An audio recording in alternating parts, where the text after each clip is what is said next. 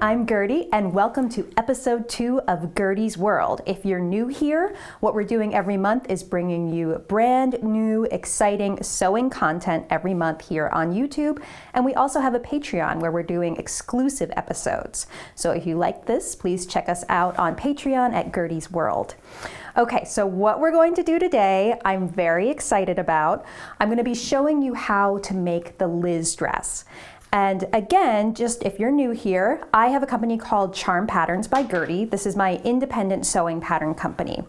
We published a pattern called the Liz dress in 2019, which everyone loved. We worked on it for a long time. It's a beautiful shelf bust style. So that is based on a dress that Elizabeth Taylor wore. That's why it's called the Liz dress. So I'm really excited to show you today how to make it. I'm gonna just direct you to the mannequin over here. This is actually the original vintage dress that inspired the Liz dress. I found this on Etsy and I just love the style of it. It's a beautiful print too, obviously.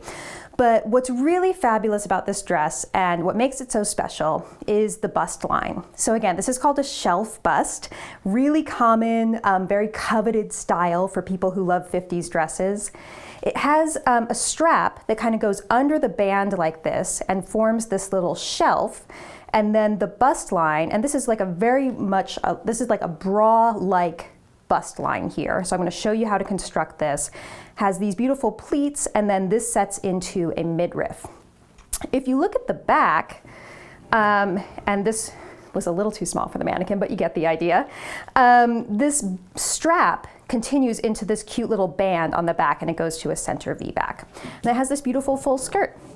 So what we did at Charm Patterns, you can see our version over here, was we love to take vintage inspiration. So I love this original vintage dress so much that I really studied it and figured out how to make it. And we drafted our own pattern and graded it into 50 sizes. So this goes in dress sizes 2 through 20 with separate A through H cups. So obviously bust fit is a huge part of making this dress for yourself. Those cup sizes are really going to help you get a beautiful fit in the bust. So our version is very similar, but we did make a few changes to modernize it and make it fit ladies from all sizes, 2 to 20, A through H cup. And we just kept the same beautiful fit and flare silhouette. And I'm going to show you today the most challenging parts of making this dress. So this is not a beginner project. I would say it's solidly intermediate. I'm going to be referring you along in the Liz dress instruction booklet as we go along. So do keep that handy because it's really going to help guide you. These instructions are super comprehensive. So just follow along with me there. I have made this many times in like quilting cottons and like lawn fabrics. Liberty lawns are a great place to start. This is a Hawaiian batik with a little crinkle texture. So for your first Liz dress, I would say definitely use a cotton fabric. Make it easy on yourself. So start there. I am not making it easy on myself today. I have made so many of this dress in cottons that I wanted to make what I'm calling my Debbie Reynolds fantasy dress today. If you know anything about what we do at Charm Patterns, you know that feeling the fantasy is a big concept for us. So I always like to have a fantasy in mind when I sew. And this dress I'm sewing on camera today is inspired by a movie with Debbie Reynolds called Give a Girl a Break. And it's actually a terrible movie, so I don't really recommend that you watch it, but the costumes by Helen Rose are out of this world. And Debbie Reynolds wore this gorgeous ombre chiffon dress that looks a lot like the Liz dress. And I've had a yellow ombre chiffon in my stash for probably 8 to 10 years now. So I finally busted it out. And you can see I've constructed the skirt already.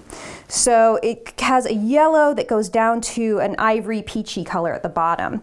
And then the bodice is going to be a darker yellow. So you'll see when we go over to the table and I start showing you how this is going to be constructed. So this is very much a fantasy dress, like I said, and my construction is going to be a little bit different from yours if you're not using chiffon. And like I said, I hope you're not for your first dress. But there is a lot to talk about, so let's get right into the construction introduction. Oh, here's Mr. Jingle. So if you know my cat Henry loves to be on camera, and here he is with us today. Hi, Henry. Okay, everyone, we're gonna go over to the cutting table, and I'm just gonna give you kind of the lay of the land with this pattern. Okay, everyone, so we are going to get started talking about supplies. First thing you wanna get is your cat, okay? Because I'm sure Henry is gonna come in very handy today, walking all over my chiffon. Right, Henry? Yeah, you just hang out there. Okay, so first thing we're going to talk about, you need your pattern, okay? Oh, Henry. Are you going to make this difficult for Mommy? Let's put you down now. Ooh. There we go. Okay, let's see how long that lasts. He's very hungry, so he's going to be bugging us for snacks all day. Okay, everyone, you've got your pattern, you've got your Liz dress, all right? Make sure you're following along in your booklet. A couple other things, you're gonna need your fashion fabric, of course. As I mentioned, I'm going to be doing a chiffon dress, which meant that I also needed an underlay. So if you see here, that is a charmeuse underlay. And then, so you're gonna probably just be doing one outer layer, right? So just one layer, your cotton or whatever you're using. And then you're gonna need a muslin underlining, okay? So all these quantities are in the booklet. You're gonna need a muslin underlining, and then you're also going to need a lining fabric. I'm using this really beautiful silk and cotton blend called Radiance. I love this for lining. Okay, a couple other things to have on hand, a zipper. 18 inches is good. I think that's what the pattern says. Yep, 18 inches. Good scissors. Please don't try to do this dress with crappy scissors. I really like Kai brand. These dressmaking shears are great. They're not expensive and they're super sharp. And then also a pair of little embroidery scissors can come in handy for small detail work. Good pins, all right? You're gonna wanna have silk pins. I really like these Japanese ones. I can link you to the source for these as well as the scissors. Some sort of marking tool. I'll show you, I'm actually just using a pencil today because I'm gonna be marking on my muslin. And then make sure you have the correct machine needle for your fabric. So this is not actually the one I wanna use, but I wanna use a really small needle for my chiffon, so like a 70-10 size. Okay, so you can see I've already started constructing my dress. I'm not going to show you every single step today just because it would take us way too long.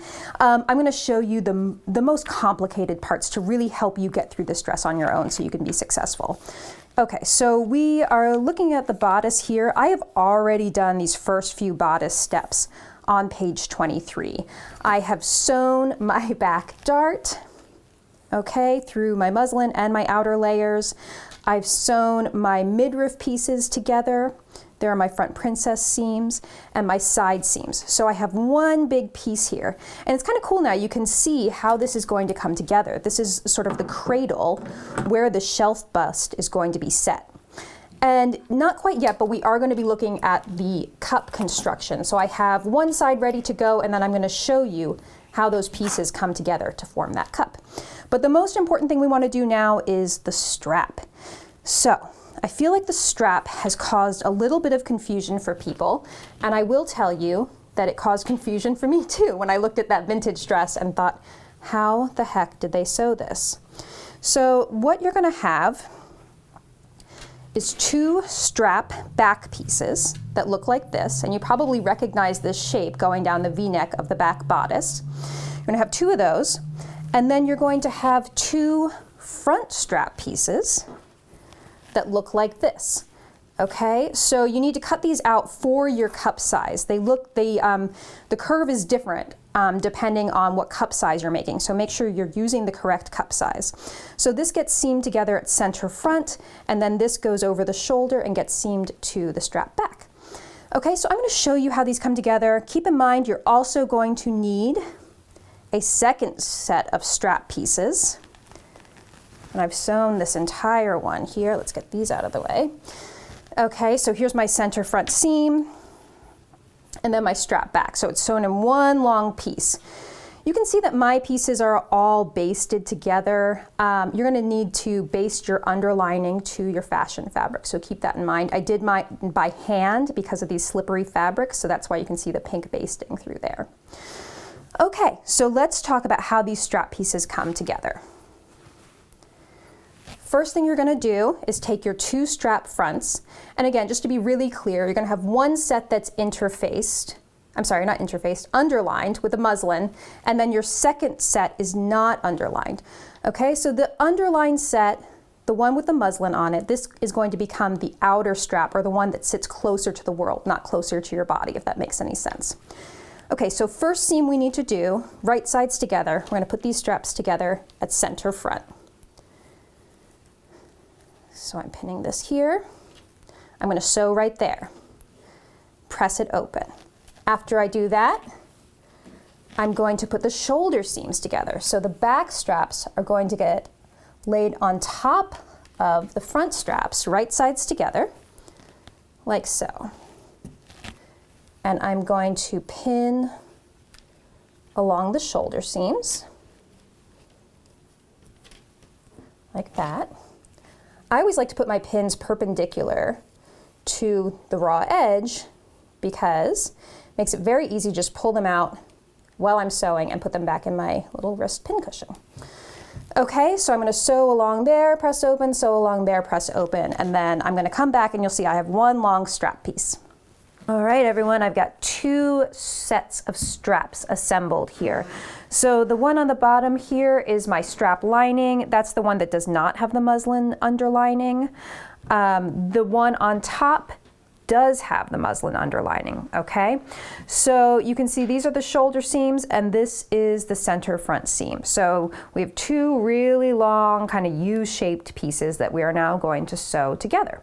So just so you can follow along, we're on page 24 of the booklet. This is the strap section and we are on step 2 now. Okay, so this is, I will say, the most confusing part of the book. So if you get this part, you are golden from here on out. Okay, so let's put these together, right sides together. And we're also going to go over the marks that you need to make sure that you have on your straps. So again, in the last section, I talked about using pencil, and the reason for that is it just shows up really well. Here are my circle marks, and these are really important. You're gonna have a circle mark on your back strap right there, and a circle mark on your front strap. So, and then one over here and one on the other back strap. So you should have 4 circles. These are crucial. Also make sure that you have all your notches clipped. Okay, so what's gonna happen next is we're gonna pin these straps together. And on the upper edge of the strap, we're gonna sew from this circle around here to the other circle. This stays open back here, all right? Then on the lower edge of the strap, we're gonna sew from the center back, this edge over here, all the way to our circle here. Then we're gonna back stitch. We're gonna leave this open. Then we're gonna start stitching at this circle and then finish off at the very edge. Okay, so I feel like when I was figuring this dress out, planning the construction, how it was all going to go together, the most confusing thing for me to write in the instructions was what stays open and what gets sewn on this strap. And you'll see why it's this way later, because part of it gets set into the bodice and part of it forms that nice finished band. So that's why we're doing this. Okay, but for now I'm just going to work on matching my raw edges here and pinning together in the sections where I will be sewing. So make sure that your shoulder seams match. Just as a general tip, you always want to match your match points and then fill in pins in between. You don't want to start at one match point and then continue to the other match point, because then your match points may not match. Okay, so now I'm just filling in, and that kind of helps distribute any ease if there is any ease in there, but there shouldn't be in these straps. Okay, so I'm going to pin to this circle.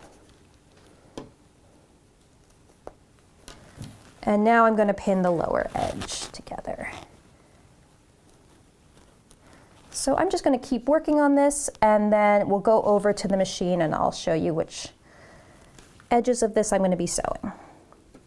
I'm all pinned, okay? So I just want to repeat that what I'm going to be sewing, actually I missed a pin here.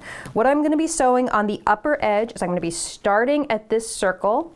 I'm going to sew at 5/8 of an inch all the way around until I get to this circle. Then I'm going to back stitch and stop. Okay, so I'm not sewing from here to here on either back strap. And then on the lower edge of the strap, I'm going to start at center back, again, stitching at 5/8 of an inch, stitching, stitching, stitching, stitching, stitching, until I get to this circle. Then I'm going to back stitch and stop. And then I'm going to pick it up again, leaving this all open here, pick it up again at this circle, stitching, stitching, stitching, stitching, until I get to that center back edge. Okay, so I'm going to go over to the machine now, and that's what we're going to do. All right, I'm at my usual 2.5 millimeter stitch length, and I'm starting on the upper edge of the strap here at the circle. And remember, you're using 5/8 of an inch seam allowances for all seams in this dress.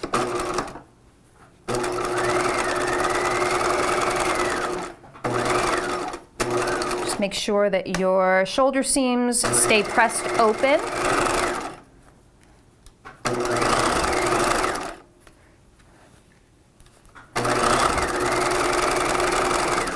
Now you can see that some of these basting stitches are going to show, and that's okay because I'm going to remove all of these, so don't worry about that.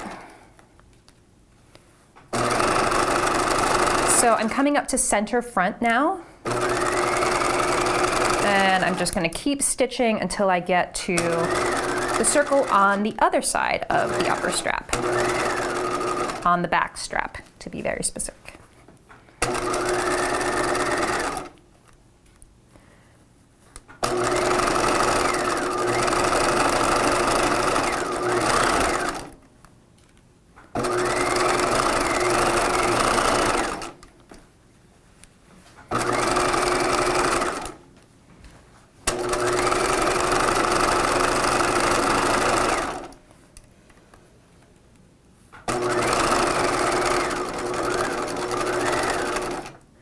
Okay, I'm at the next shoulder seam.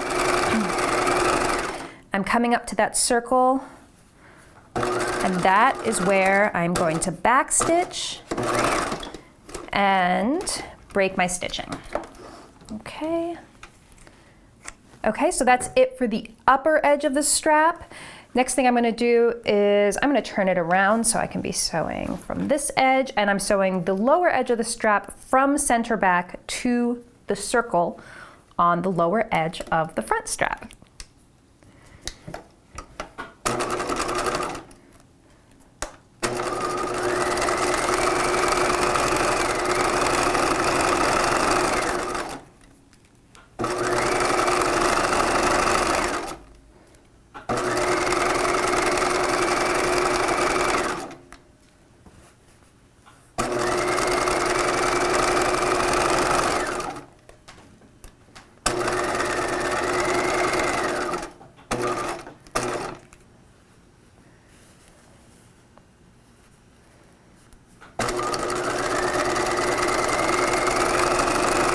Okay, I'm coming up on that circle mark.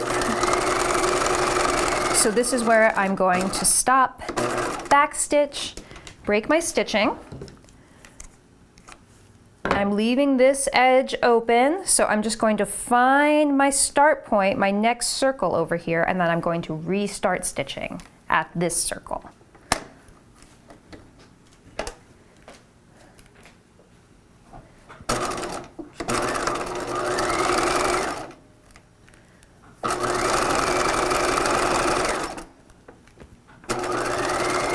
And I'm going to keep stitching here until I get to the other back edge. So I can just finish this off.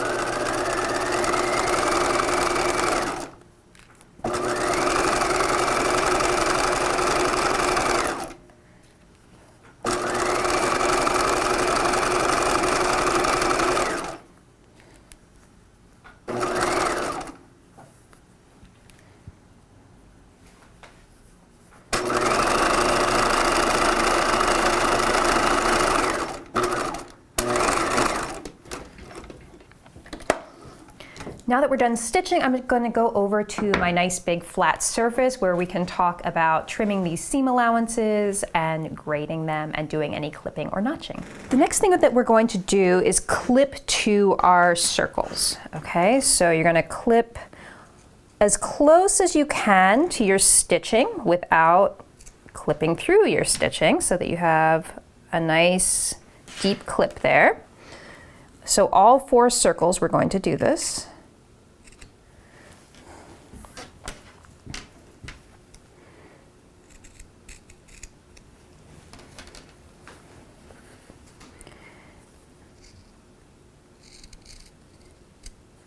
Okay, and the next thing we're going to do is grade our seam allowances.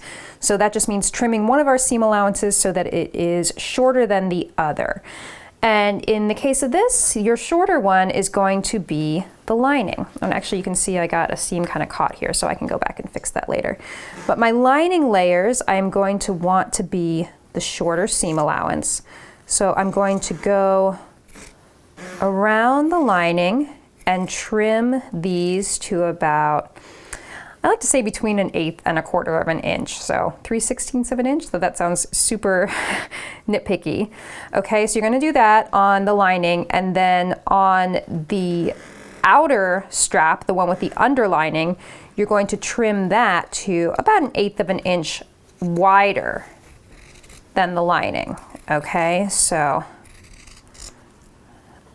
like that.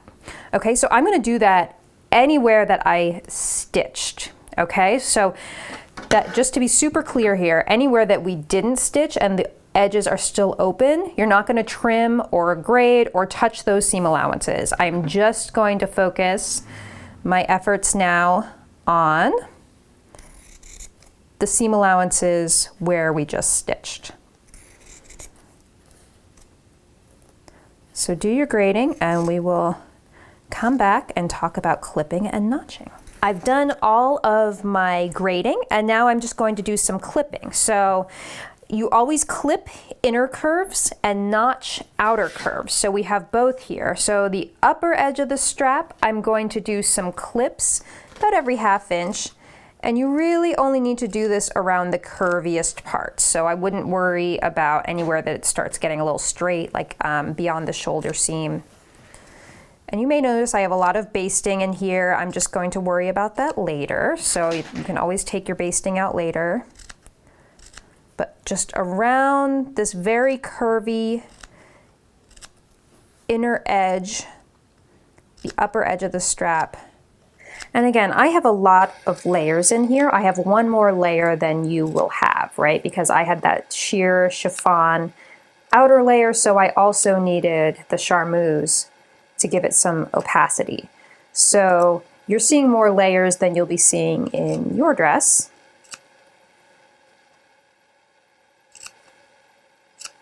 Because you probably are not sewing this in chiffon.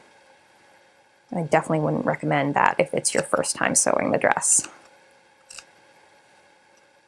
Okay, so that is my inner curve all clipped, and now we want to notch our outer curve, so around here. So you don't need to do a ton of these because this isn't super curvy, so maybe about every inch.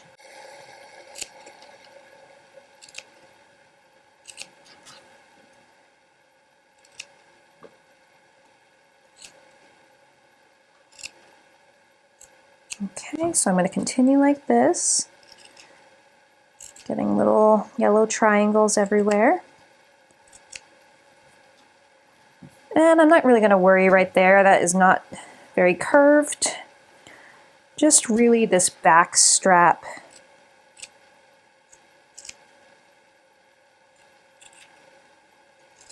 I'm just going to, about every inch. It's really not a dramatic curve here at all.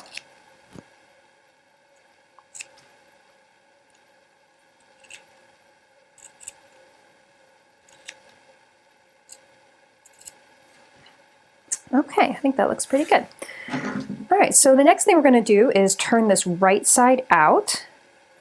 So you have an open edge here. You can just kind of start to turn this. And if you have like a loop turner or a fast turn, which I'm just realizing right now, I'm looking at Malaysia, we left it at the studio, but this isn't such a difficult thing to turn.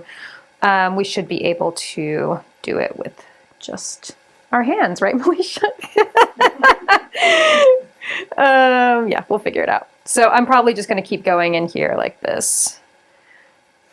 It's convenient that you don't have to do the whole strap at once. You can start in the middle and pull each back edge out. Yep, look, all worked out.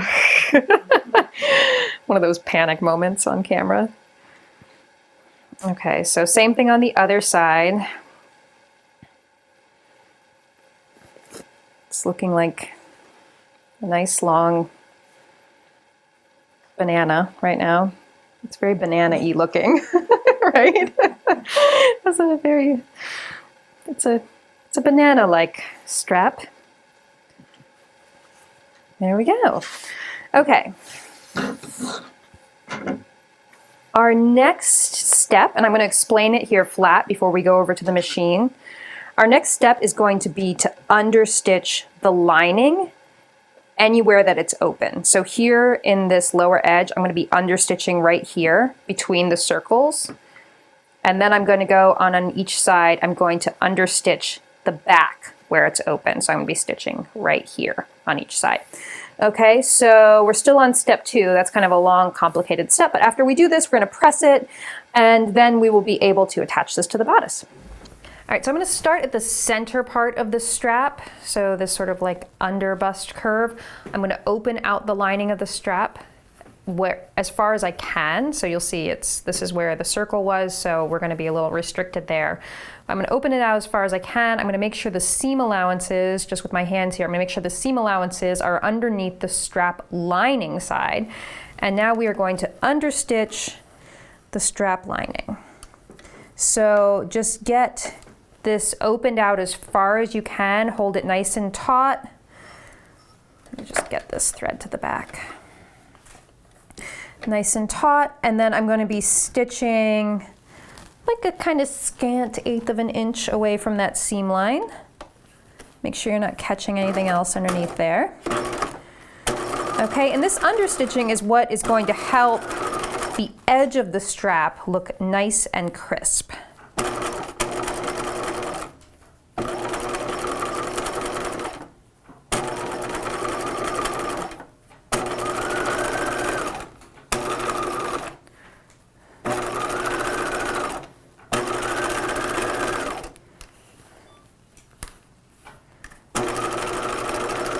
So there's our center front seam, which goes right at center bust. And as I'm understitching, I'm always checking the seam allowances. I want to make sure that I'm catching them in my stitching. So they need to be flipped over to the lining side, okay? And you can feel them with your finger. So that's how I know that they're there. And then I'm also using my right hand to kind of sweep them under to the lining side.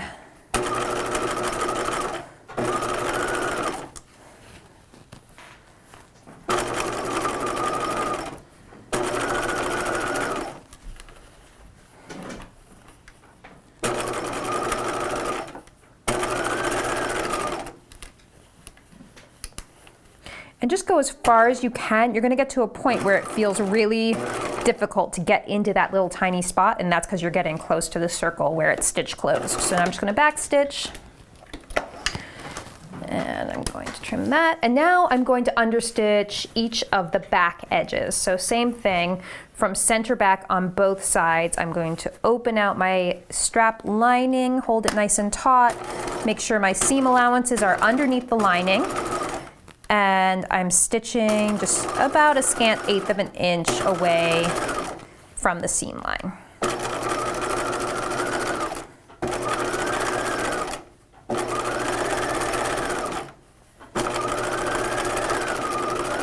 Again, you see some basting stitches there, and you can always pull those out later.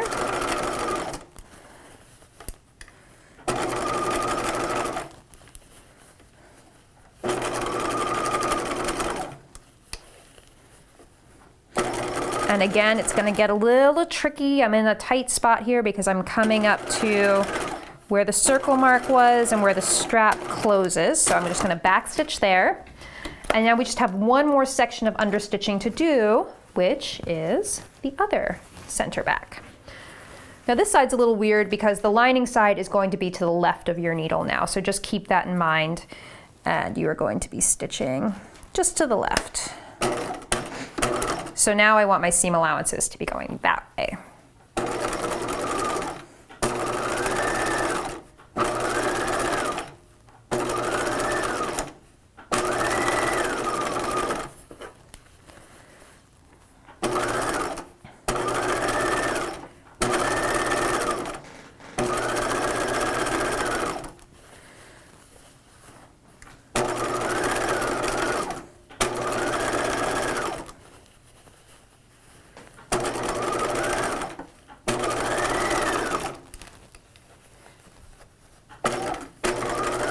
Okay, going as far as I can. I'm going to stop about right there. Okay, back stitch. And the next thing, and this is the thing you almost always do immediately after understitching, is I'm going to press. So let's take this to the ironing board. Whoa, okay. I like to press from the side with the understitching. So I'm just going to roll my understitching out to the edge. So you're doing a motion like this with your hands, just pressing that way, taking the edge and rolling it outwards. And now I am pressing that edge. I'm on a fairly low heat because of the chiffon. It does get, it can get damaged and puckery pretty quickly. So, oh, and actually I think I went to auto off there. As always happens. Okay, so I'm just going to just give this a little bit more time, but you can see now it's starting to lay nice and flat. And there, that's a nice finished edge of our strap. Okay, so anywhere that it's open, this is going to get basted together. So these sections here where our straps are open, you can actually start to pin these shut if you like that, because next thing we're gonna do is go to the machine and baste them. Okay, but I need to go around my entire strap now, press the whole thing. Of course, there are sections where there is no understitching because both sides of the strap are closed. So on these sections, just roll the edges, the seam line edges out to the edge as far as you can, okay? You don't want it to kind of collapse in on itself. So you want to just continue that rolling motion that you do with the understitching and roll it out to the edge. I'm gonna have to do the same thing on this edge as well. And I've even done, used like a ruler to get in there and really push the seam line out, because you want it to look nice and pretty on the edge there.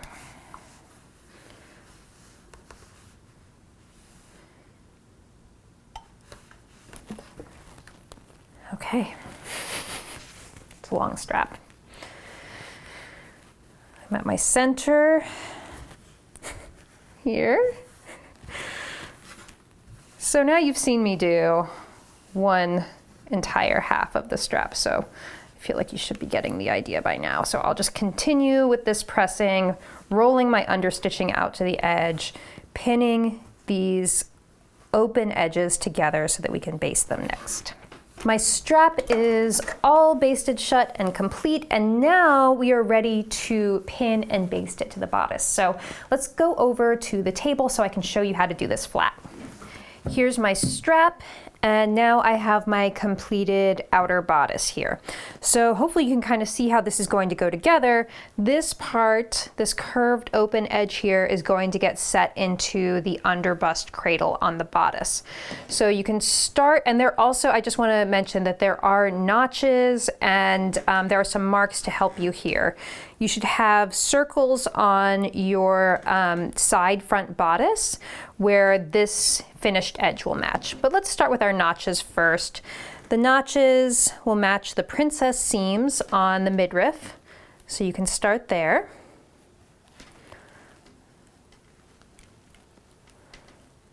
And it's very flat now, but this is going to start to take a three-dimensional shape. So you'll see what I mean in just a second. And want you guys to watch this really closely because there have been a lot of questions thinking that the strap gets twisted in some way, and it doesn't, okay? So I am just right sides together, pinning the strap into the bodice like this, and then we'll get to the back strap in just a minute. Okay, so this finished edge here, the seam allowance, needs to match the dot on the side front bodice. Okay, so that means that you have a raw edge here and then the finished edge of the strap goes here.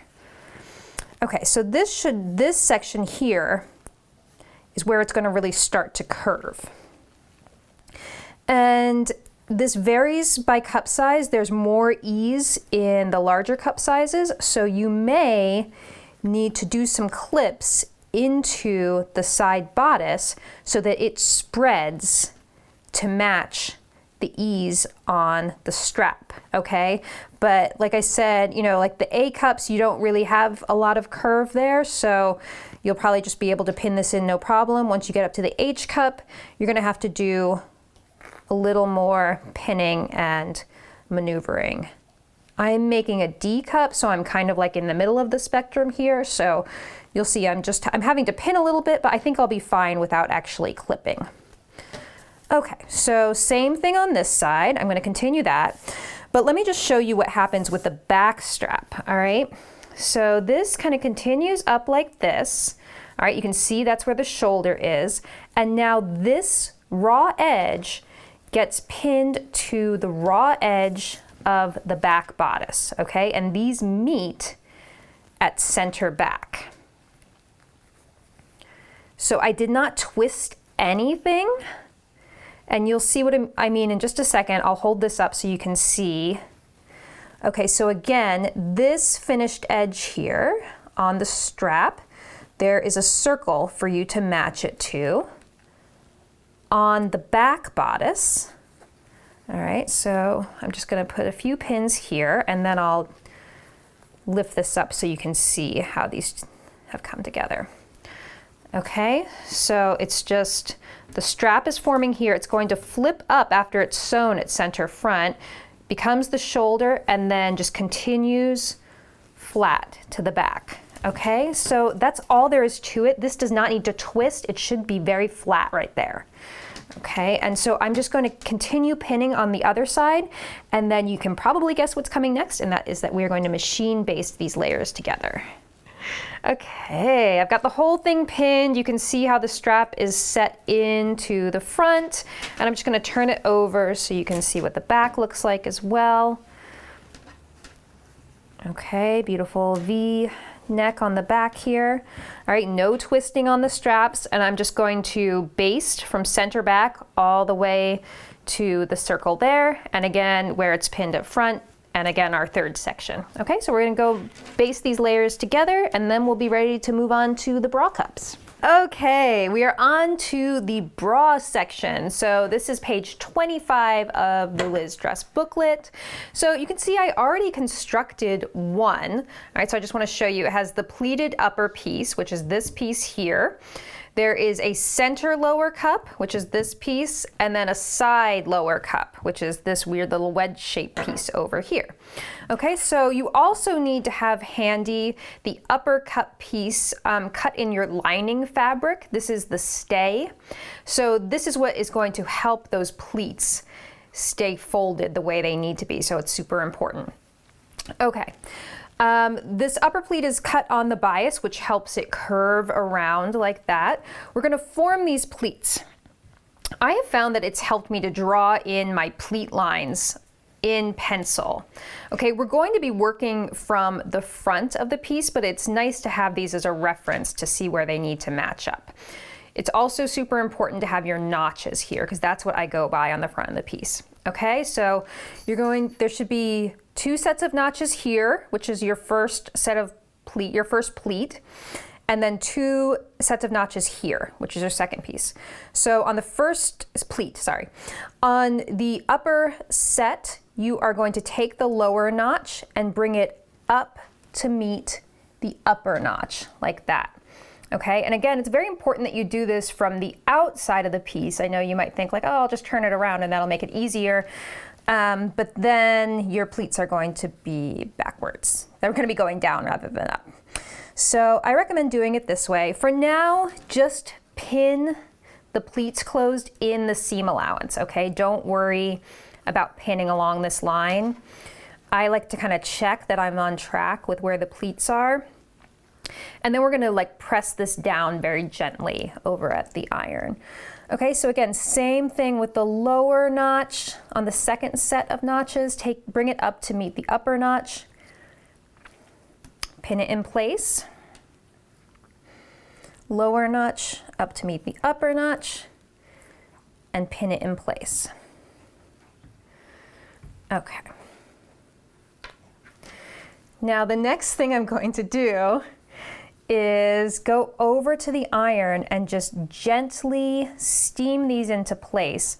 Now I like to kind of check my lines on the back because those lines are going to form the upper edge of each pleat. So you want to make sure, it's very easy with this to kind of get off and have like the pleats be not the right width, but if you have those lines to guide you, then you should be okay. Okay, so you can, if you want, just gently pin the center of the pleat. And I'm just going to double check the depth of my upper pleat here. Maybe I'll just give that a little pin, but I do not want to actually steam this with the pins in there because with chiffon, it will leave a pin mark, okay? So I am just really carefully making sure that all my layers are aligned here. And then I'm going to go over to the ironing board and I'm just going to very gently steam these so that the pleats stay in place.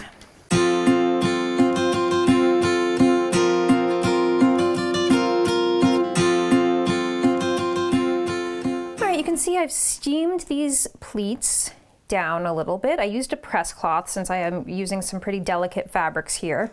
The next thing we're going to do is put this section on top of the stay like this.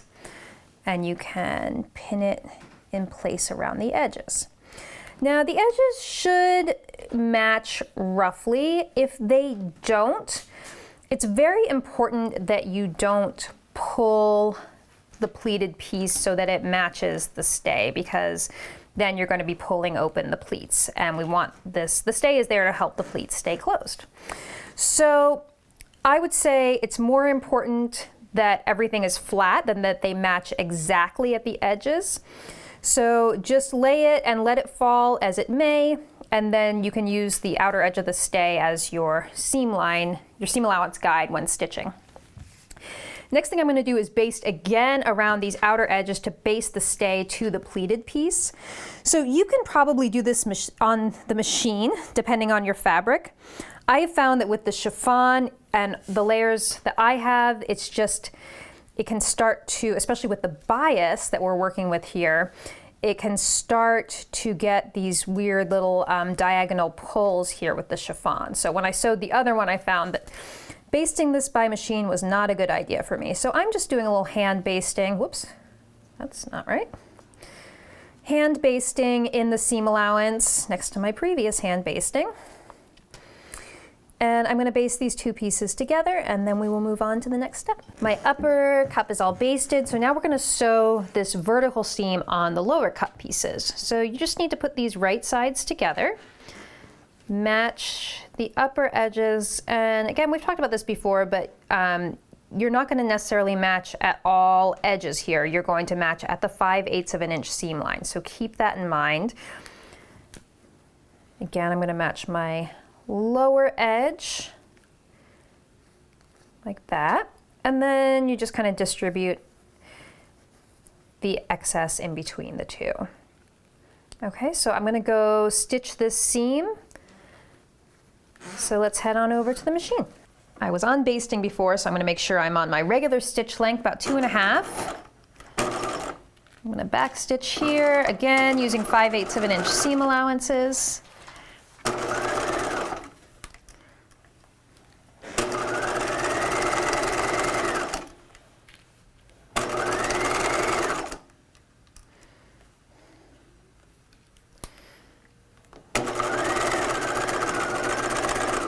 Okay, and back stitching at the bottom. And I'm going to trim down this seam allowance here, so to about 1/4 inch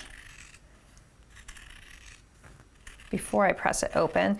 You also might notice that we've got a bit of an outer curve going on here. So if you remember from earlier, we always notch outer curves. So about every 1/2 inch is fine.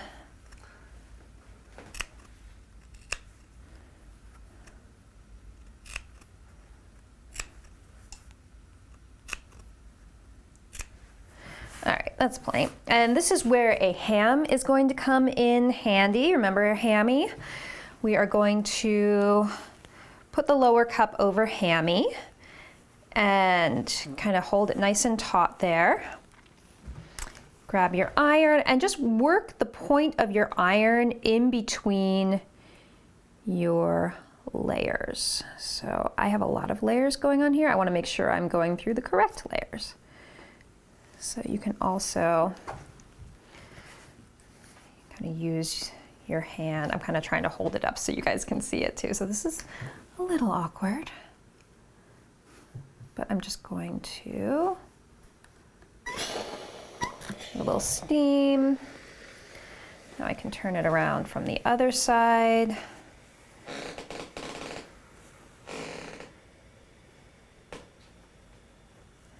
And press this open. And this is where you're getting a funny little like triceratops sort of thing going on here. You've got like a little spiky humpback on your cup. So it looks like a funny little animal now. And so that when we turn it right side out, oops, I got a few little wrinkles here, so I'm just gonna press those out. If you see anything like that, you can just smooth it from the right side. I'm gonna use a press cloth just because the chiffon is so delicate.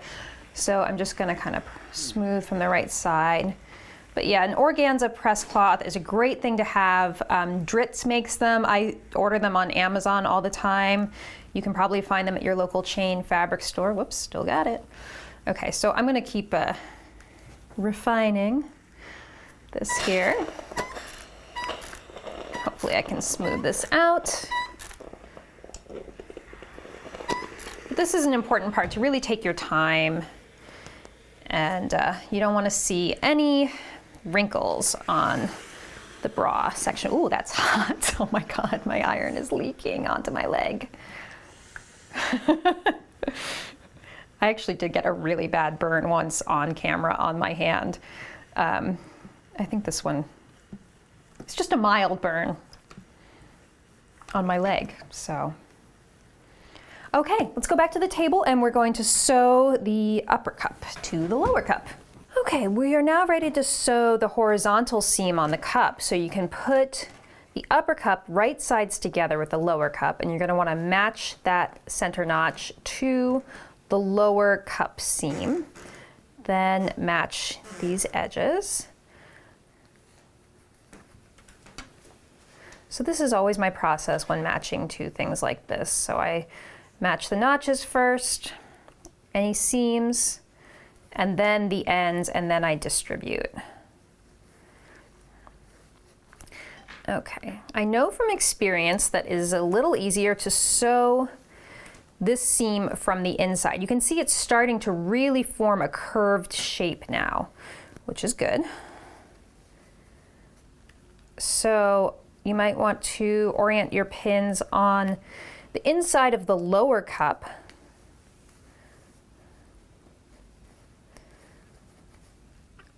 Because when you go to sew, it's easier to kind of cup it in the machine like this rather than try to go this way. Okay, so now that this is pinned, I'm going to go back to the machine. I'm going to stitch this and trim, notch, and press it open. So I have sewn both cups now. You can see I pressed that seam open. So we've got 2 cups. We're going to sew them together at the center front seam. So you're just going to take both, put them right sides together, match that horizontal cup seam. So this is where I kind of like to use a pin to make sure the layers are matching here.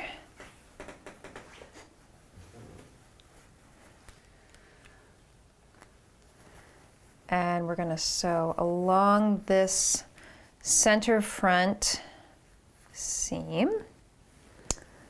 What did I just do? I'm a little off. I matched a pleat to the seam. There we go. Let's try that. Let's try this again, everyone. You want to match the seam to the seam. And then the tricky thing about this is that you do want to match your pleat lines as well. So I'm just kind of making sure that each one matches and each pleat is right on top of each other. This part can be really tricky to sew. I always find matching pleat lines really complicated or just takes a few tries sometimes. So if you've ever sewn the Lemoire dress, you know there's that one pleat at center front. I know Melisha and I have had days where we had to re-sew that thing so many times to get the two sides of the pleat to match. So here you have a seam line and two pleats. So if you don't get it on the first try, just rip it out and go back. But hopefully mine will come out perfectly on the first try on camera.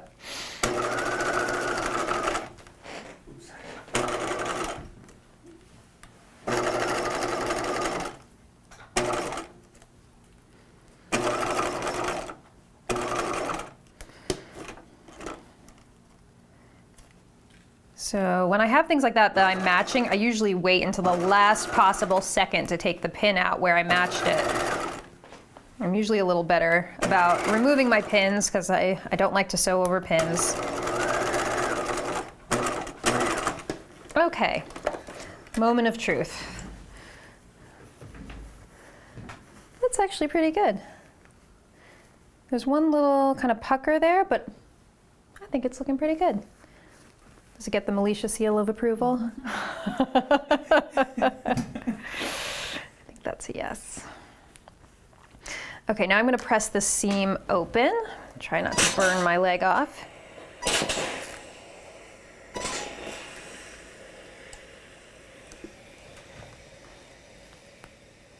And I just want to be careful here. I can see I'm like inadvertently pressing the cup. I'm getting some little ripples. So I'm just going to smooth that out real quick. But what I'm focusing on here is the center front seam.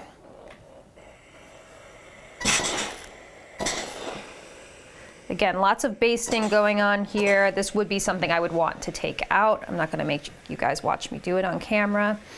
But there are my center front pleats at my center front seam. Okay, next thing we're going to do is sew the cup lining, or excuse me, the bra lining to the bra. So I have already assembled my bra lining in my lining fabric. So you don't do the pleated pieces on the lining, you just use that flat upper cup piece. And so your center seam, and now we're gonna put the lining and the outer bra right sides together, and we're gonna stitch them along the upper neckline edge, okay? So we're going to match the edges here.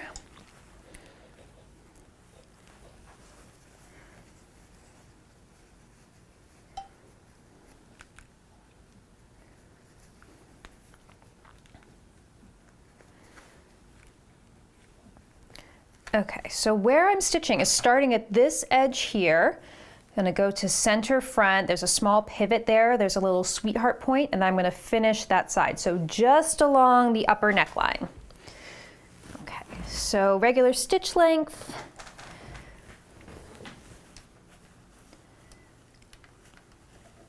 Five-eighths of an inch seam allowance as usual.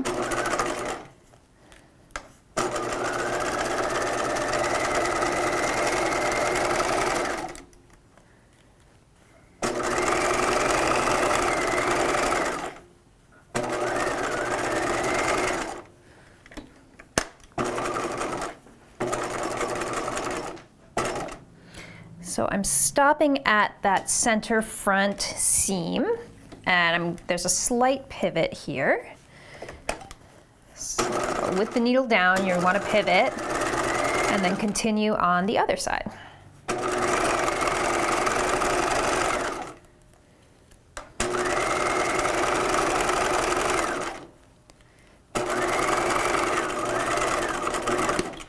Okay, the next few steps I'm going to do are really similar to things we've done already, so I'm just going to tell you what they are and then I'm going to go ahead and do them. We're going to grade these so that the lining is the shorter seam allowance and the outer bra is the wider seam allowance. We're going to then open this out. You might want to do a little notch there because this is a slight outer curve. Open this out and you're going to understitch the lining, okay, about 1/8 of an inch, and then we're going to press the whole thing in. So let me get through these steps and then we will talk about basting the lower edge of the cup together.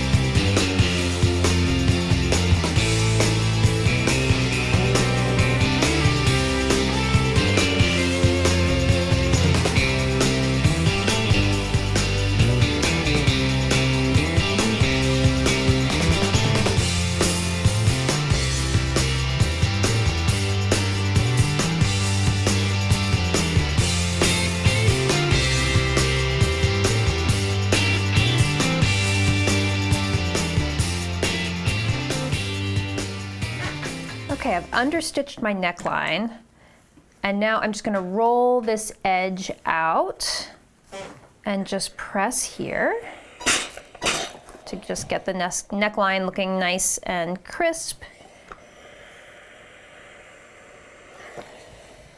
So it should be looking nice. So definitely at center front, you want to make sure that you're really pressing in there. Okay, so that it doesn't accidentally pop out here, the lining. You don't want to see that on the outside of the dress, obviously.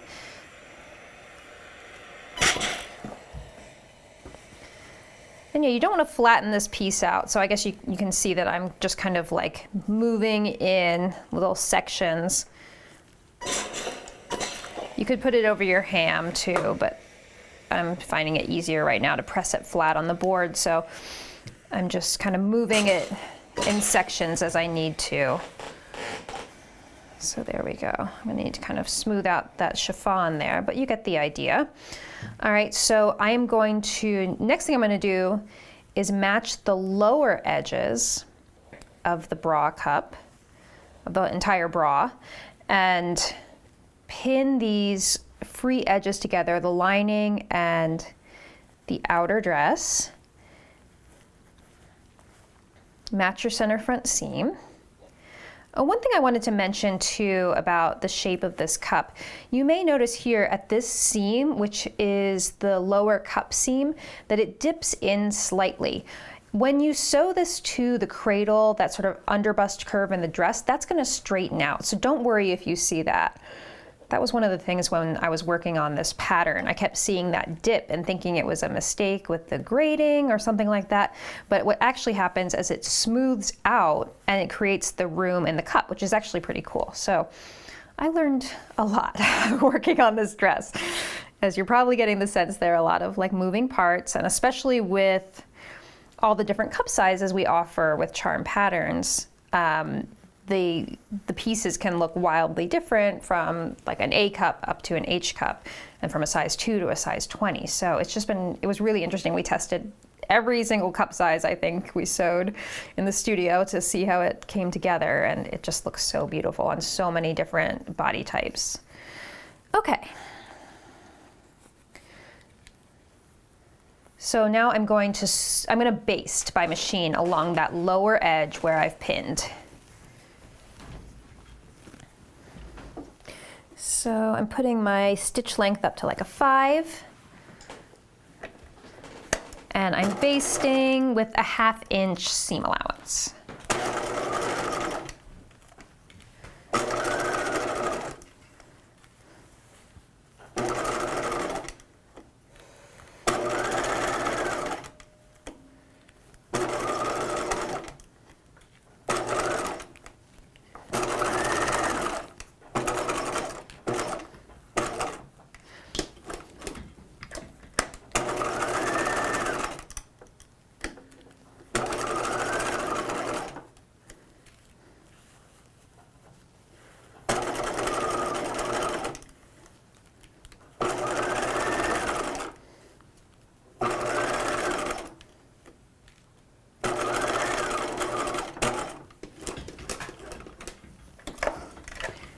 Okay, the lower edge of the bra is now basted together.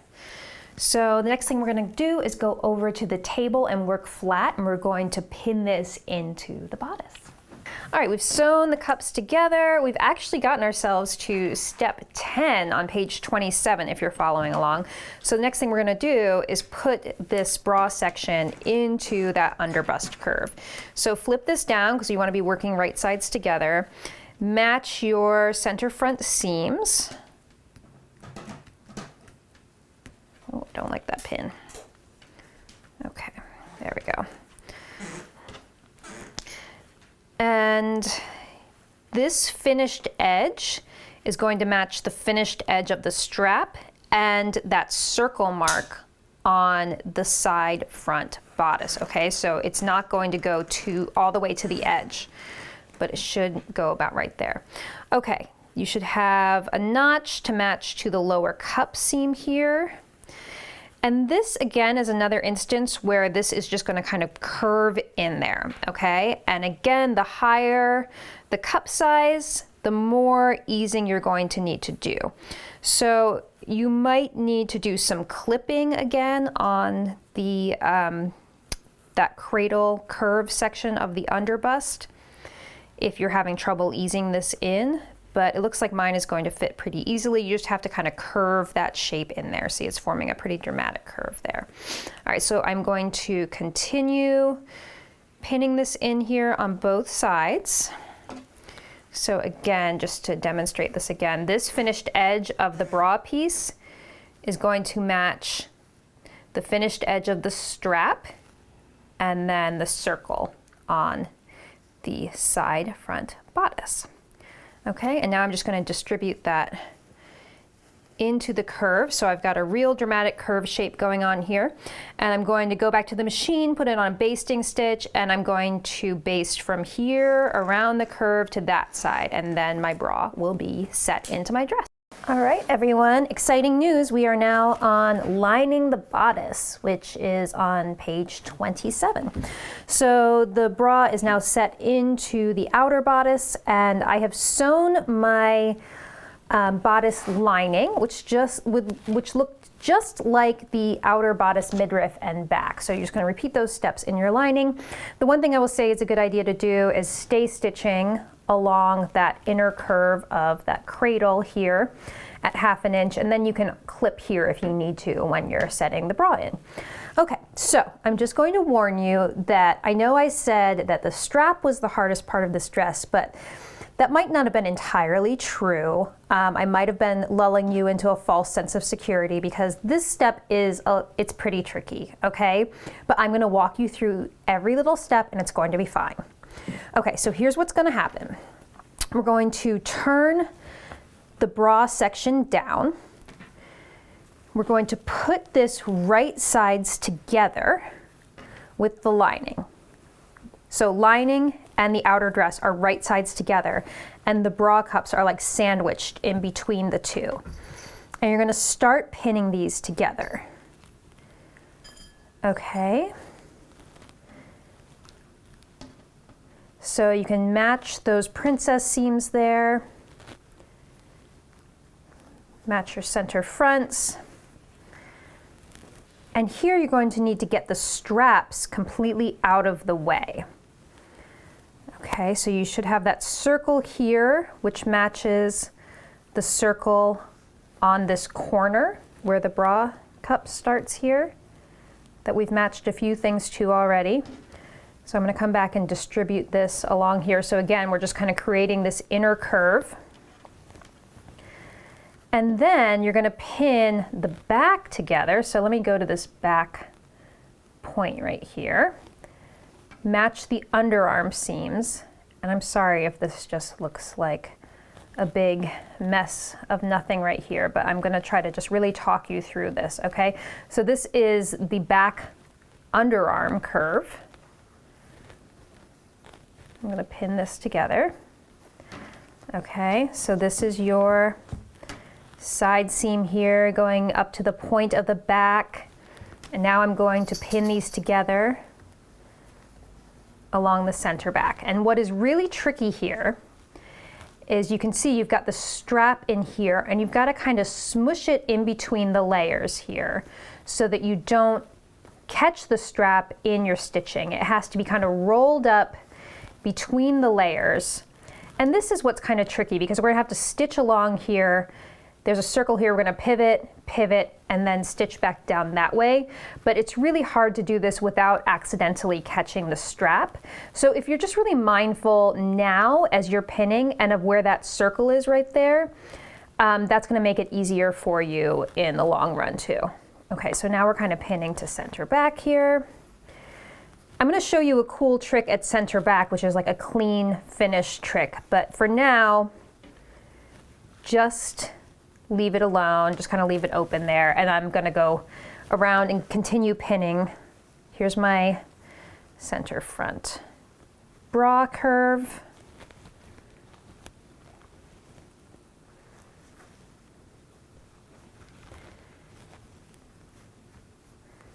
And if you want to just watch me do the other side, maybe seeing it twice will kind of help solidify how this works. Okay, so here's our strap.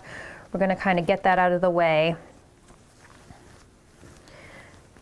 And I'm going to match my circles. This is at the front underarm and where the bra cup ends. And now I'm going to match everything together along the underbust curve here.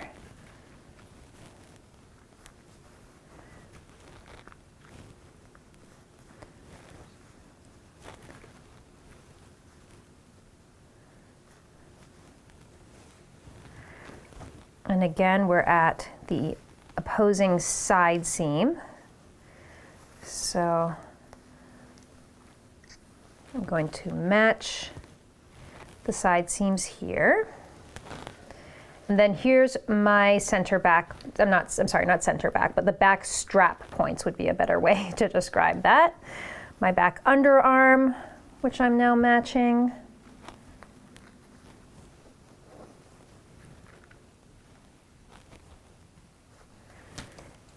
And now here's my other strap, which I'm really going to try to roll out of the way so that it's smushed in that tiny little section right here.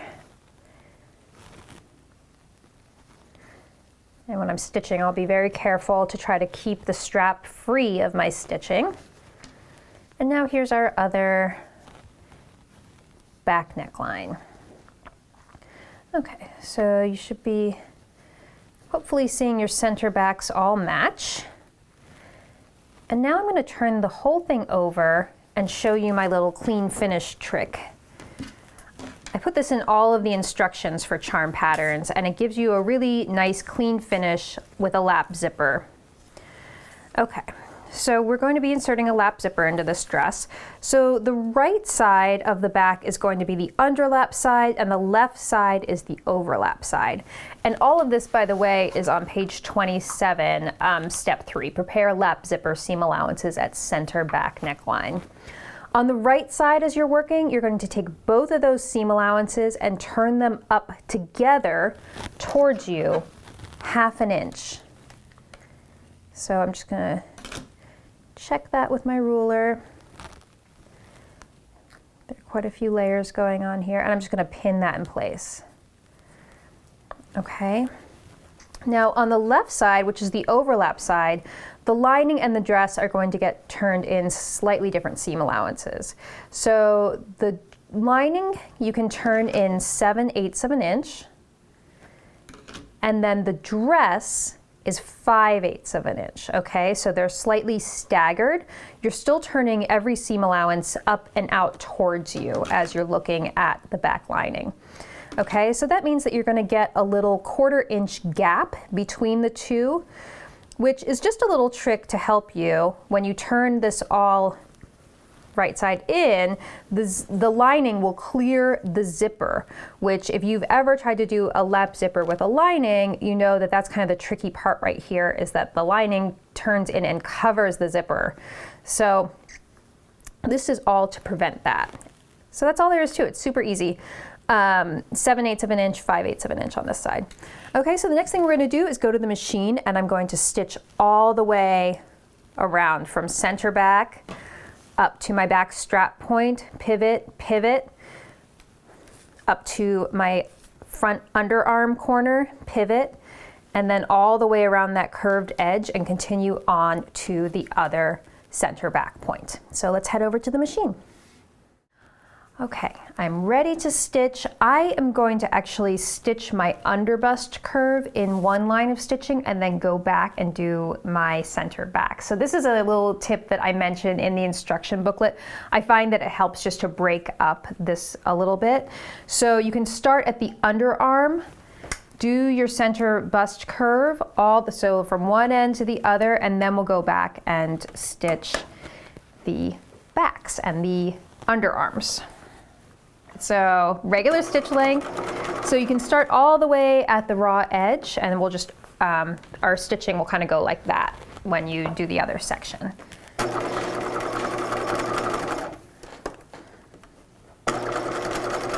So there's a real curve to this section, because, you know, as you've seen the pattern piece, it's like that. So I will say it helps to kind of manipulate it with your hands to curve it over your sewing machine here so that it doesn't pucker, because there's a real 3D shape to this section right here.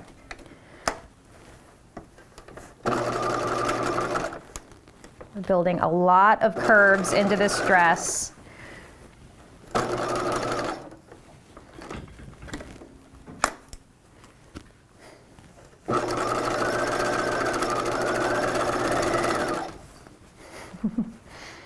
You hear Mr. Jingles over there begging for food.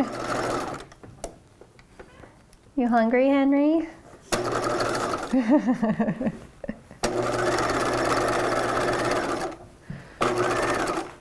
Henry hasn't eaten in probably 6 hours, which is, now he's knocking stuff over. That's a real emergency for Henry.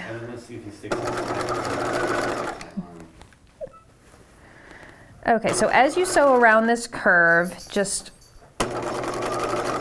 hold it, you can kind of curve it up towards you too. And honestly, you might need to go back and pull some puckers out from here because we're working with a lot of layers, a lot of curves. So just do your best. You can always fix any little puckers later.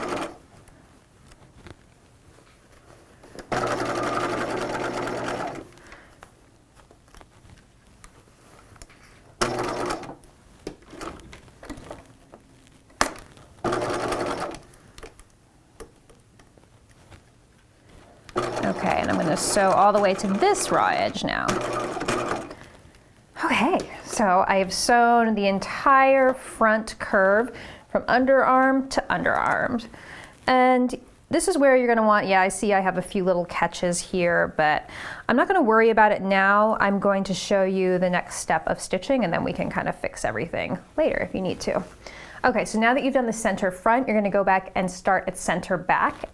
And we're going to sew up to the back strap point where there are 2 pivot points. Remember, this is where you need to make sure that your strap stays kind of like smushed in there. And then we're going to sew around the underarm to meet that point where we started sewing. Okay, at center back, your seam allowances are turned in for that little trick that we did for the clean finish. So just keep them turned in and start stitching at the very edge of the fabric. Back stitch. This is my back V-neck.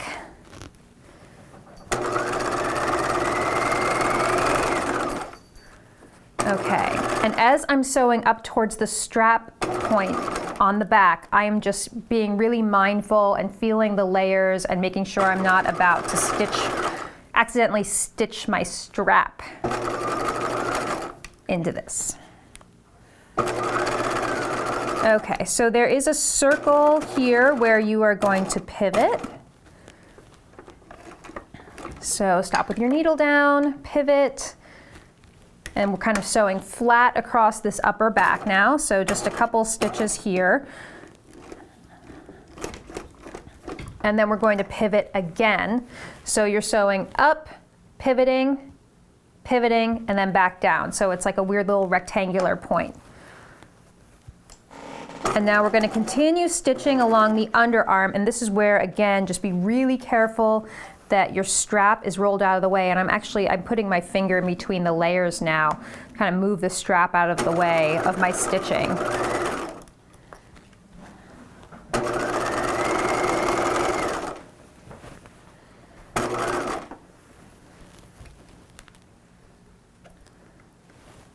Okay, so now I'm coming to my side seam.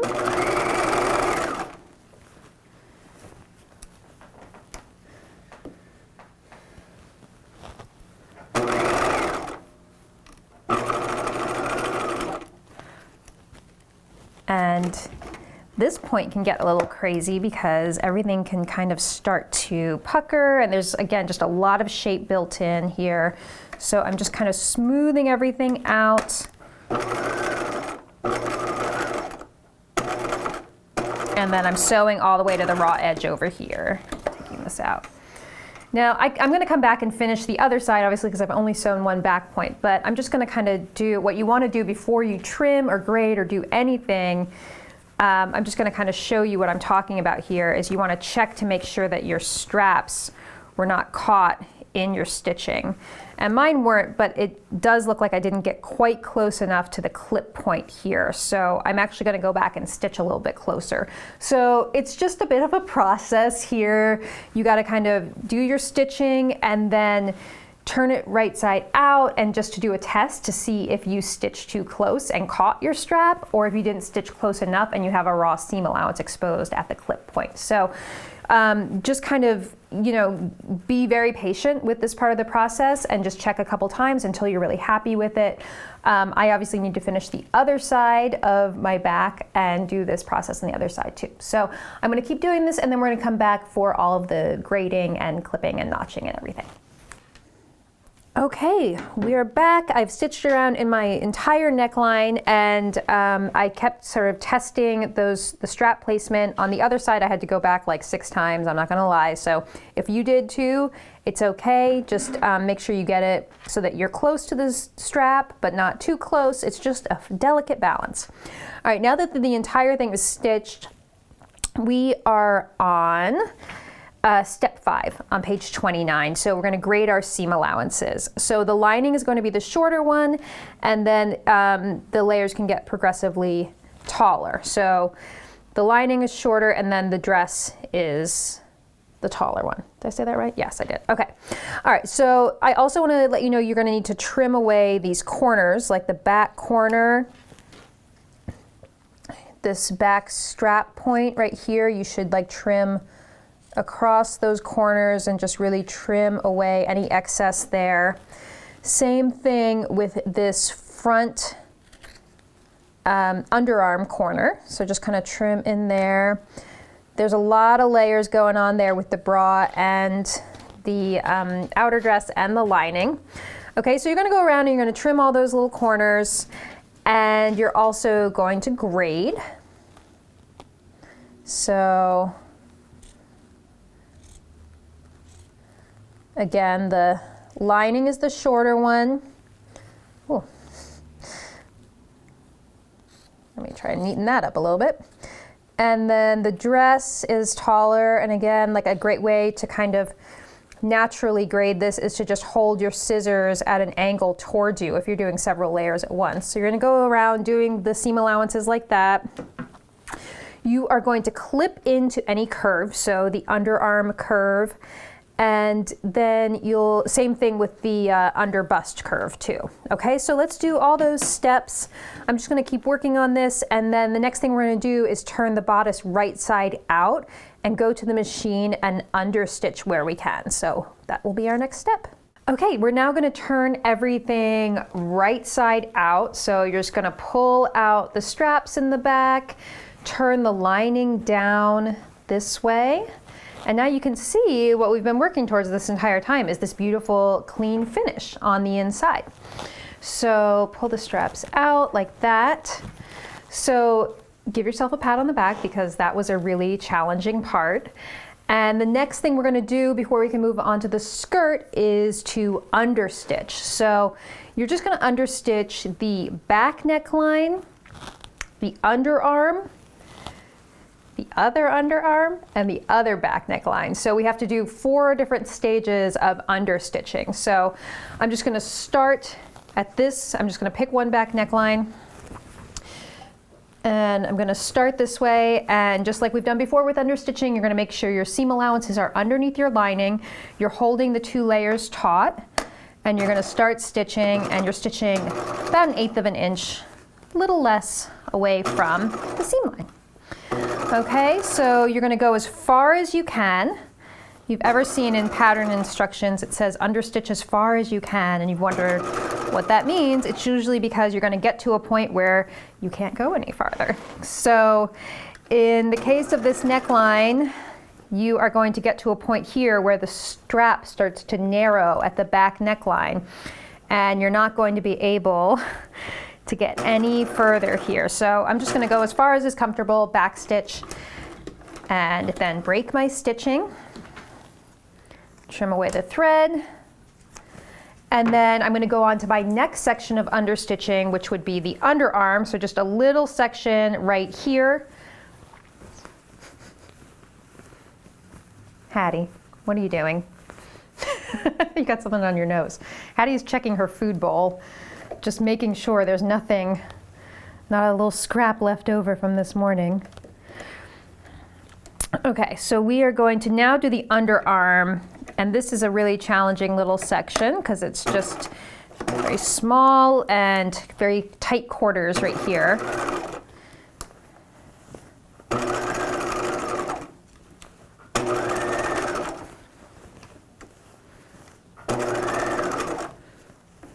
And again, just go as far as you can. I'm at about my side seam right here. Okay, so there's that underarm.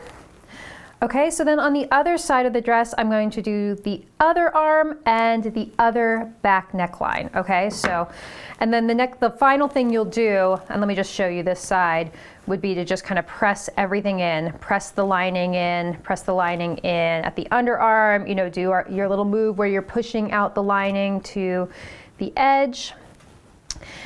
And so remember to repeat all that on the other side. And I'm going to let you all sew your skirts on your own because this part is fairly easy, and if you've gotten this far, I'm pretty sure you know how to sew a gathered skirt. So you're going to sew your skirt pieces, gather them, sew them to the waistline of the dress, and then we're going to come back and we're going to do our lapped zippers together because I really want to show you the technique for that. So I will see you in a little bit. We're back. I have a skirt on, which is very exciting. It's definitely looking like a dress now. We're gonna put our zippers in. So I wanted to talk you through the process of a lap zipper a little bit before I start to sew. Again, the right side of the dress is the underlap side and the left side is the overlap side. So we're gonna sew the zipper to the right side, and then there'll be a slight overlap here, and then top stitching on the left side. So that's what forms the overlap. Okay, so to prep for your zipper, you are going to want to press in your seam allowances on the zipper opening from top to bottom, so or until the opening on the skirt. So your skirt should be stitched until the zipper circle, and then open from there up to the waistline, so you have a full zipper opening here. Okay, so on the right side, as you look at the dress, this seam allowance is going to be turned in 1/2 an inch, okay? So that's a little bit less than your usual 5/8 of an inch seam allowance. That's because you want to set the zipper just slightly in, okay? So the left side, you're gonna use your full 5/8 of an inch seam allowance, okay? It's like this on every pattern with a lap zipper. This is how it's always done. So 1/2 an inch on the right side, 5/8 of an inch on the left side. Okay, so I always start, I have like a process I like to do with lap zippers. I always pin flat, so I start with the underlap side, pin it flat on the table, then we're going to go to the machine and stitch it. We're gonna come back to a flat surface, we're gonna pin the overlap side, and then go back to the machine and stitch that side. So you're kind of moving back and forth between your flat surface and your sewing machine. I did want to show you just one thing I've done a little differently on my dress because I have this chiffon outer layer. I did the Radiance, the sort of ivory cotton and silk blend for my skirt lining. And because I know from experience working with these kinds of fabrics, it really doesn't look good if you have a lapped zipper top stitched on chiffon. So the way, I used to actually work in bridal gown restoration for a little while, and that was an experience, but I did learn a lot from it. And one of the things that I learned is if you have an overlay like this in lace or something like that with a zipper going down the center back seam, you don't want to stitch the zipper into that, or the lace or the sheer into that seam. You want to leave it free like this. So you're just going to turn in those seam allowances, and then they should end at the center back. So this is going to be like a little open flap here. I'm going to stitch down to the waistline, and then I'm going to stitch the zipper just to the lining in the skirt. And that's going to prevent any weird puckering and bunching at the sort of tail end of the zipper in that gathery chiffon fabric, and it just looks a lot nicer. Okay, so first thing we're going to do is we are going to grab our zipper, and you're going to kind of see where the zipper naturally bends under at the top here, and that is where you want to place this right under the finished edge of the V-neck, so like right here. And then you're going to release that zipper tape, so it's kind of like free. And also I just want to say you're going to keep the bodice lining free in all of this. Okay, so I'm going to open my zipper a little bit, and you're just going to put the fold of the right side of your dress over the zipper so that the fold is just next to the zipper teeth like this. And then you're going to pin next to the teeth. Okay, I'm going to do this all the way down.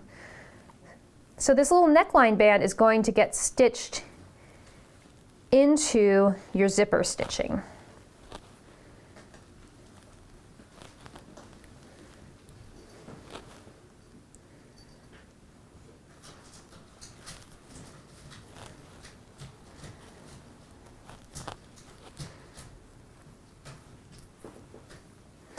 Okay, and below the waist, I am just pinning the lining, which you can see here. And then this is going to just be kind of a free hanging little opening. And the tail of the zipper can just get tucked in. I have a lot more tail than I really need, so I probably should have trimmed my zipper beforehand, but I can always do it afterwards too.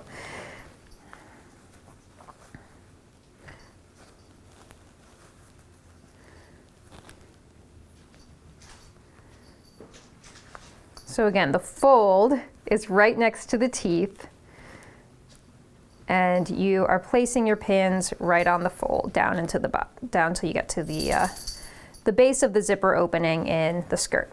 Okay. All right, so let's go on over to the machine, and we're going to stitch right next to the fold.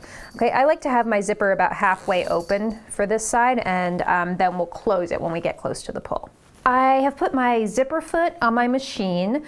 My Bernina has this really narrow kind of zipper foot where you have to move the needle to either side of the zipper foot that you want to stitch on. That's kind of unusual, so you probably have one where you have to move the foot to either side of the needle. So in any case, you're going to want to have the needle to the left of the foot when you're starting, and I always stitch from top to bottom on both sides. So we're stitching the underlap side, and you're going to start just above your zipper stop here. And when you know where you want to start, I would say lower your needle before you lower your presser foot, and that kind of helps you situate yourself. And then I like to kind of use my left hand to hold the back very taut like this. And we're going to start stitching, and I'm just stitching like pretty close to the fold, as close to the fold as possible, but you don't want to be like exactly on the edge. So I would say like maybe a 1/16 of an inch you're top stitching. Okay, so we're going to continue down in this way, stitching really close to the fold, taking your pins out as you stitch. And just a note on why I put my pins in this way, I like to have the heads closest to me so that I can pull them out easily. And as you're stitching this lap zipper, just like keep everything nice and flat. And I like to use, Henry, what are you doing? I use my left hand to give myself a nice flat surface here. especially with these layers of chiffon and charmeuse and all that. Hey, Mr. Jingles. You just want to keep everything as flat and taut as possible. Okay, now I'm getting close to my waistline seam, which is where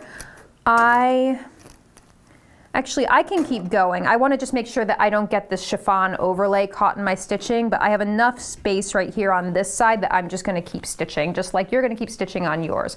I am going to close my zipper pull now, so with my needle down, I'm going to lift up my presser foot and close the zipper. So it's now out of the way. I'm going to keep this chiffon layer out of the way. And now I'm just stitching on the lining. Again, this is unusual to my dress because I had to have my fantasy dress. So I'm doing a couple different things than you would be doing if you were just sewing in a regular non-sheer fabric.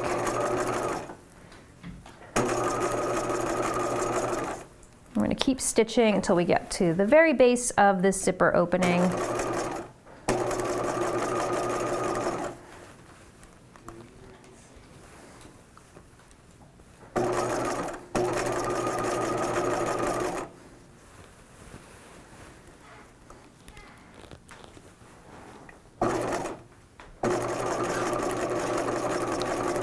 And you can see I'm almost down to where the seam line starts, where the zipper opening opens up.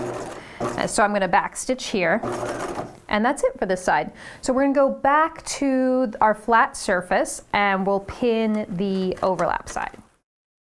All right, so we're back on our flat surface. We're going to pin our overlap side. Okay.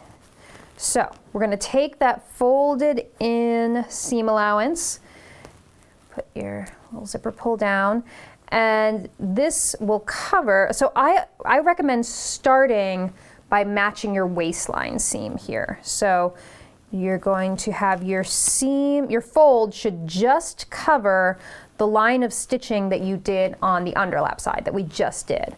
Okay, so you're just taking the fold and it's covering your line of stitching like that. I'm matching the waistline seam, and now I'm pinning to the left of the zipper teeth, okay? And I'm pinning through the zipper tape. Okay, so I'm putting my hand between the layers so that I'm just pinning through the seam allowances and the zipper tape.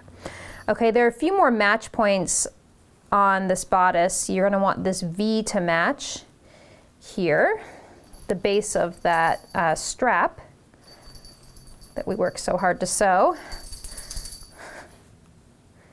And take that collar off, Henry. Okay. So just continue to pin like this.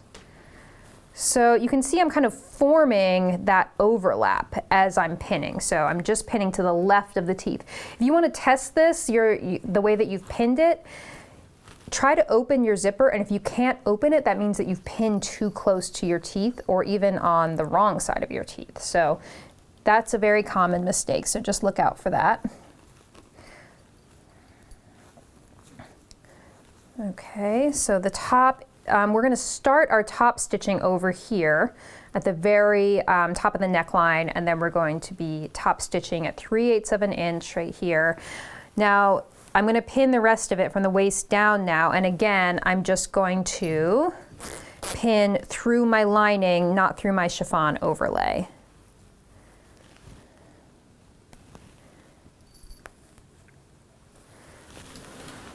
Okay, so I'm going to pin this all the way down.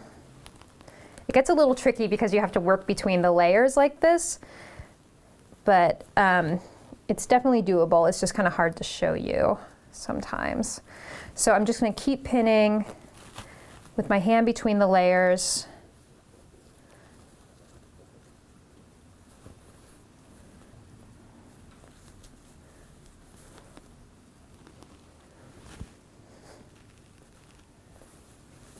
Until I get to the base of the zipper opening, which is right here. And I like to give myself a little horizontal pin right here to remind myself that that's where I'm going to do my pivot, because I'm going to stitch until I get to that horizontal pin, and then I'm going to pivot and then stitch horizontally across the base of the zipper.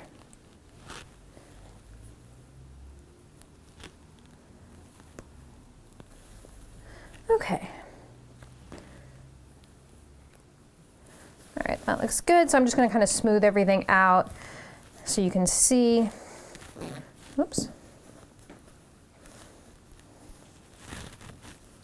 So you should be able to close and open your zipper, and you're going to start with your zipper all the way down, okay? On this side, you want it to be all the way at the bottom here. Okay, so we're going to go back to the machine and we're going to top stitch the overlap side.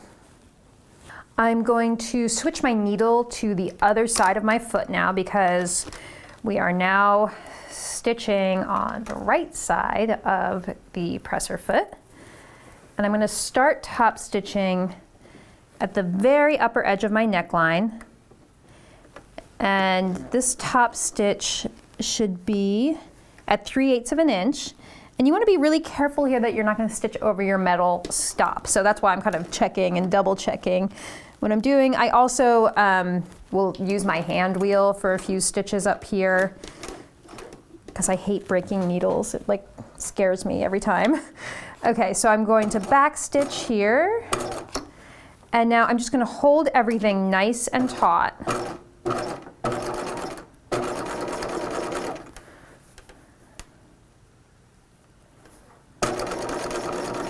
And get a nice smooth surface to work on here. Take your pins out as you go.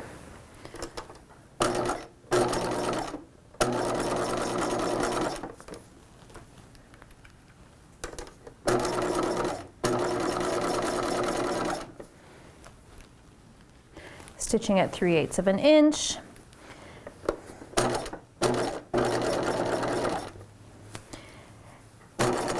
Okay, now when I get to my waistline seam, I'm going to break my stitching. You are not going to break your stitching, because you are probably not sewing a Debbie Reynolds chiffon fantasy dress, though you might be. But if you're not doing the chiffon overlay like I am, you're just going to keep stitching to the bottom. I am going to, did I backstitch? I can't remember. Anyway, we'll check on that later. I think I backstitched. Anyway, I'm going to lift up this overlay here, and I'm going to restart my stitching below the overlay, just in the lining. And I'm just holding the chiffon out of the way.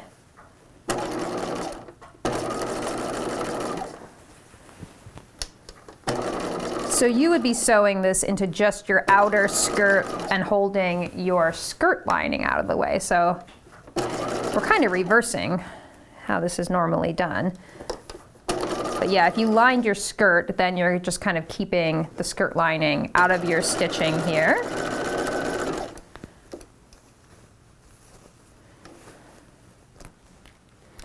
All right, you can see I'm almost at the base of my zipper opening. You can see my horizontal pin that I put there. You can see my zipper pull. When I get really close, like about there, I'm going to stop with my needle down, lift up the presser foot, and close the zipper just a little bit. And now you're going to finish off the zipper top stitching. I'm going to continue my top stitching until I get to my horizontal pin, stop with my needle down, lift up my presser foot, and I'm just going to stitch horizontally across the base there. And my zipper is in. So that wasn't so bad, was it? Even in chiffon. Okay, so the zipper is in, and I have a bunch of stray threads and stuff here, but you should see, and actually I'm going to need to turn that in a little bit more, but you'll see the next steps are going to be to turn in the lining. And so let's go to the flat surface and I'll show you how to do that part. Okay, our zipper is done.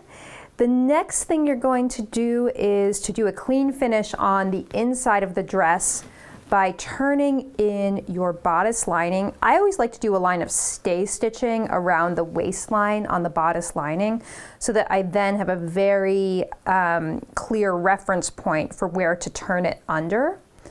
Right, so I'm going to just kind of pin this, turn in the seam allowance and pin it so that you're hiding those seam allowances underneath there, like that. So all the way around the waistline. So see how nice and clean that finish is going to be? And then same thing on the zipper opening. You're going to turn in your seam allowance, and then you're going to need to turn down these little tape edges at the top here and just kind of sandwich them in there. And then you're going to do little pins here down to the waistline like that. Okay, so this will all be turned in. You'll get a completely clean finish of the lining, and you're going to do a little hand stitch down the zipper tape and around the waistline.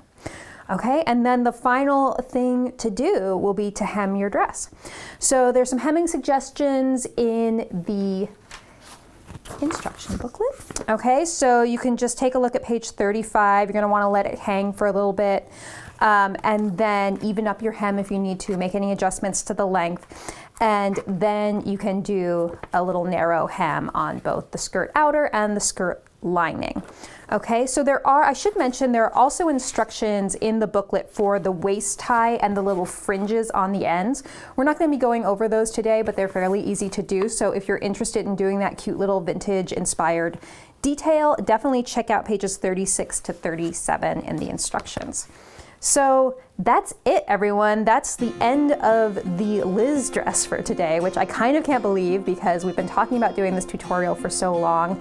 And as you can see, it is a pretty involved dress, but I hope you really loved making it and sewing along. And I'm so excited to show you what we have coming up next. Okay, everyone, at the end of each episode, we like to tell you a little bit about what is going on in Gertie's world this month. So I'm very excited. I'm sure you've heard me talk to Melisha off camera a little bit now, and I finally got her out here to meet you. This is the lovely Melisha. Hi, everyone. Assistant designer at Charm Patterns. So we wanted to show you what we worked on this month for Patreon, and you can probably see a little theme going on here with us and the mannequin. We are modeling the Peter Pan Bolero, which is our exclusive Patreon project for this month. So if you would like to get the pattern for this and learn the techniques that we use to make it and do these little embellishments, so you have a lovely little diamante Swarovski detail on the collar. And then as well as this variation here with the faux fur collar and these fun little pom-poms. So these are really fun to make, and I'm sure you've been pretty amused watching me learn the process for making faux fur pom-poms in the studio. So we had a lot of fun making these this month, and so much fun showing you the Liz dress as well. So please come back for the next episode, and thank you so much for joining us.